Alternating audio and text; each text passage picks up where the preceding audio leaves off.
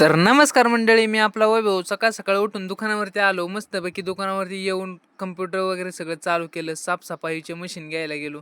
साफसफाई वगैरे मस्तपैकी झाली.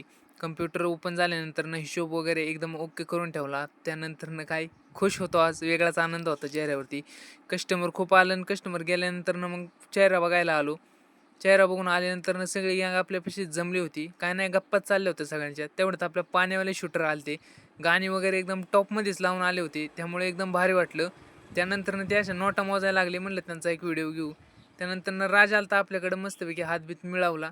मग काय दुपार झाली, मस्तपैकी जेवायची वेळ झाली. जेवण वगैरे झाल्यानंतर आर्यन आला आपल्याकडं, त्याच्यावर थोड्या गप्पा मारल्या. त्याचनंतर 1-1.5 तासानंतर दादा आलता. दुपारची वेळ होती त्यामुळे तो सहजच आला होता. त्यानंतर 1-2च मिनिटं बाहेर येऊन बघतोय तर हे असले बेकार डग आले होते, एकदम काळे भंगार आणि इतके बेकार डग आले होते ना. म्हणलं आता डग पुट्टीच होते. आता येतोय म्हणून तोपर्यंत तर बाबा आला आणि टिपका पण खूप मोठा होता. त्याने थोड्याच वेळात अख्खं वल्लच करून टाकलं.